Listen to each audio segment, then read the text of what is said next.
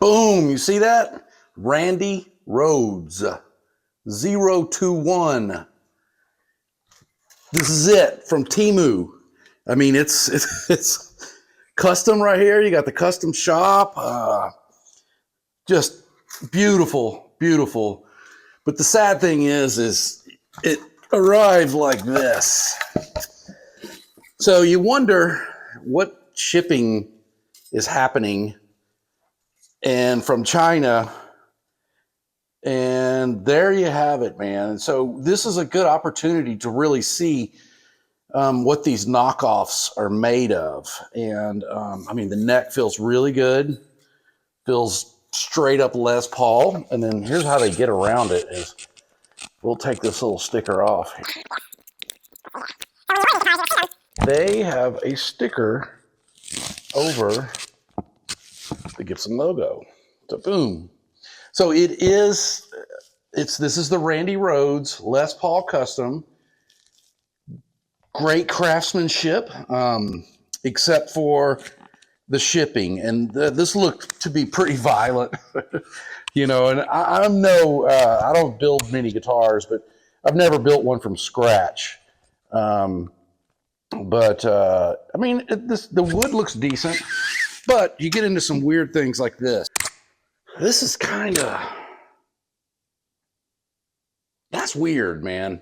There's like a big cavity here, and then there's this piece of wood within the neck wood here. And then there's this cavity here. So I've never built a neck or anything like that. I've built kit guitars and things like that, or, you know, glue on and things like that. But this is a nice opportunity to really get a look inside, you know, and I mean, it feels, it feels like a freaking Les Paul, man. You know, I wish I could play it because Randy's one of my faves. It looks like there's a scratch mark there as well. So I don't know if this happened before it was in the box. The box wasn't bad. And I got a video of me pulling it out and just kind of being heartbroken. But these are cheap guitars, man. They're obviously Gibson knockoffs, you know, made in China. And, you know, there's the moral aspect of, well, they're doing the knockoffs and it's a fake and all this stuff, you know. But like, I can't really afford guitars like this. Like, I have, you know, a Gibson, a Les Paul, real deal, nothing like this. I could never afford anything like this. So I enjoy trying these out because, I mean, I've got Araya Pro 2s, Les Pauls. I've got, you know, that's all I could afford when I was a kid. And so, I mean, I was over the moon just to have an Araya Pro 2 Les Paul or a Strat copy. You know, my first guitar was a laser Strat copy, bought at a pawn shop. And that was straight from China as well. But man, I played it and I learned and I had a great time doing it. You know, these things look very, very, I'm sure once they measure it all, they have machines that just pop this stuff out. But the problem, you can see that there's no craftsmanship like Americans, you know, in Nashville or wherever making guitars, you know, because you wouldn't see that. I would hope not. I mean, I know there was a time where Gibson was putting out some crap. And then, you know, other people were making their guitars better. You know, but let me give you just a look at this thing and then you can, you know, I can't play it for you, but you got your headstock, man.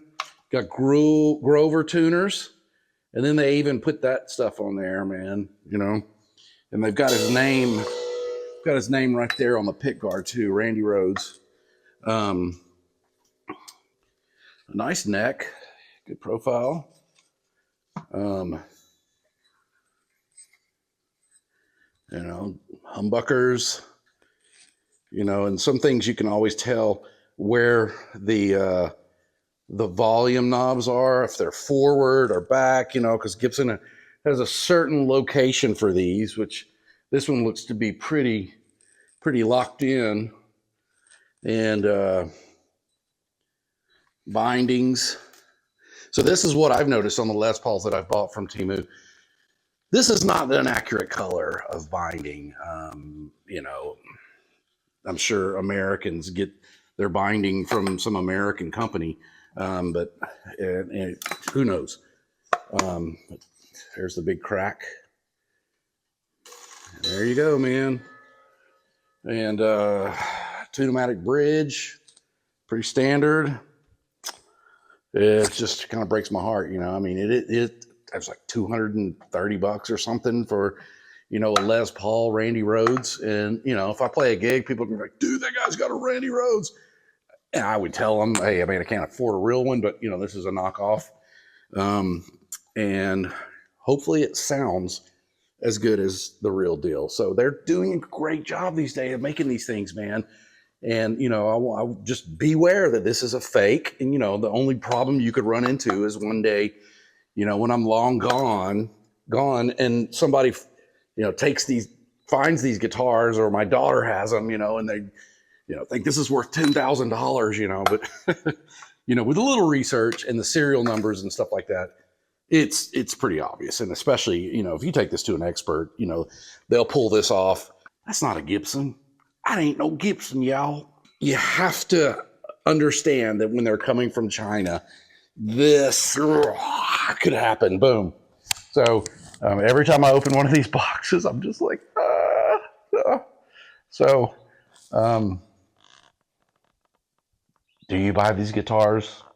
Sure, I do. I mean, I have fun. I play gigs with them, and, you know, I'll be the first to tell you that this is from China, but look at the craftsmanship. So, you know, I'm sure Fender's mad, and I don't know.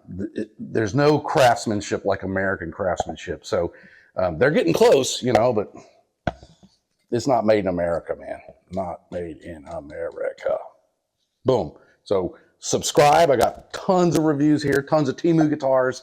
I was curious to see the quality, and it is great, great quality these days, because the necks have improved immensely, because you can always tell a cheap guitar by the craftsmanship that goes into these necks. Okay.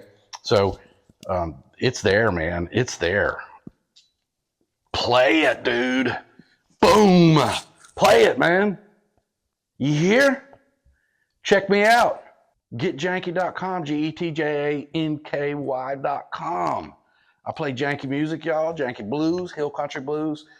Check me out. I play cheap guitars. I have a good time doing it. Make sure that when you play guitar, you have fun. It's important. The only rule of my band is you got to have fun. Start causing some strife. Boom.